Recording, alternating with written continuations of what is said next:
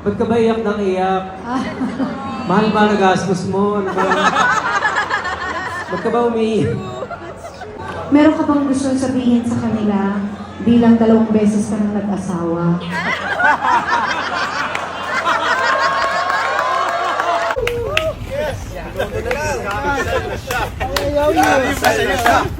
Kakasal na siya! Hey! Let's go!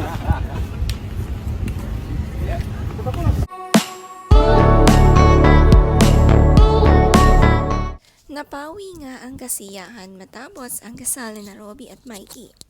Dahil kasabay ng araw ng kasal nila ay pumanaw ang kanyang lola. Hindi nga raw ipinaalam sa kanila ito ng kanyang ina para makapag-focus sa kanilang masayang kasalan. Sabi ni Robbie, "Bittersweet. January 6 was the happiest day of my life.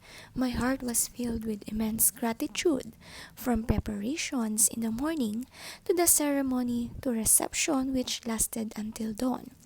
As I was about to leave the place, my mom was sobbing as she tried to tell me that my lola passed away that same morning. Apparently, my family didn't tell us, so that our focus was our magic."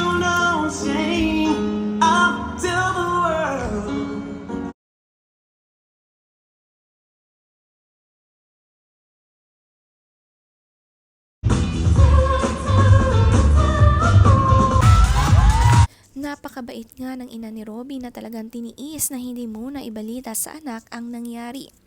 Mahal na mahal nga ni Robbie ang kanyang lola. Kaya naman kinabukasan agad ng kasal ay nanahimik nga muna sila. Na-delay nga raw ang pagbibigay pasasalamat sa mga umattend ng wedding.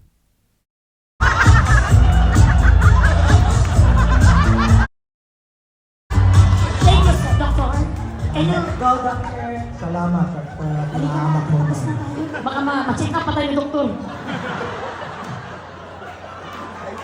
You know, one word that would fit to describe this affair, it would be W-O-W. With Mrs. Bianca Gonzalez Intal, Robbie and Mikey were asked, "How would you define love?" Mikey responded by saying her definition of love is to be brave. Brave enough to put herself out there in the public in Robbie's showbiz life, which can be difficult for someone who is so private. This answer came before we discovered her autoimmune disease, but it fittingly describes what Robbie and Mikey went through in the past year. The journey wasn't easy, often filled with fear, but their shared strength and resilience in overcoming these challenges brought us to this moment. Napaka-sweet naman na ninong ni Martin Rivera kumanta sa kasal at sinabayan pa si Robbie para kantahan ang kanyang asawa. Kahanga-hanga nga si Robbie dahil nakasabay ito sa boses ng kanyang ninong. Ikaw ay mahalin, bukas na wala do'y maghihintay.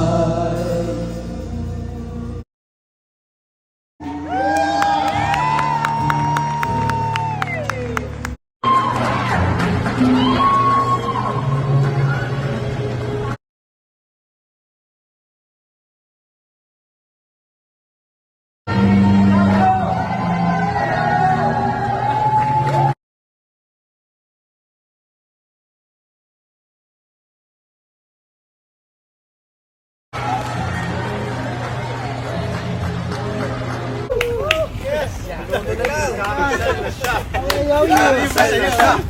Kakasal na siya! Hey! Kakasal! Let's go!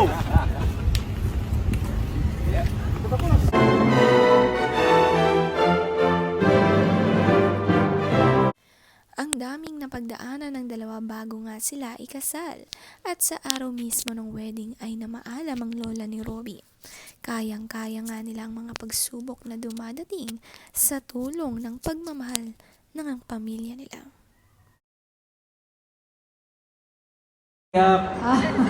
Mahal ba nagastos mo? Ano ba? Ba't ka ba umiiyak? Meron ka bang gusto sabihin sa kanila bilang 2 beses ka nang nag-asawa?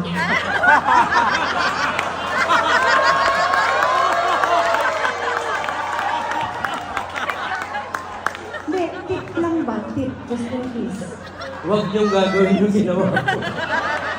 Lahat ng gusto ng asawa mo, gawin mo. Because at the end of the day, it is night time. A long time ago, when I fell in love with this lady, I wrote a song called Sumayaw Sumunod.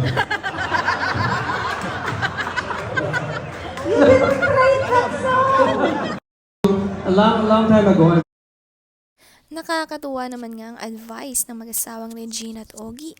Sa kanilang segment sa wedding reception, nakakatuwa nga ito raw ang pinakapaboritong segment ng ilang mga bisita.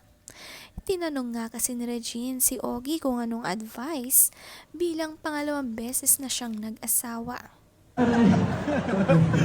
this one is called Sa Piling.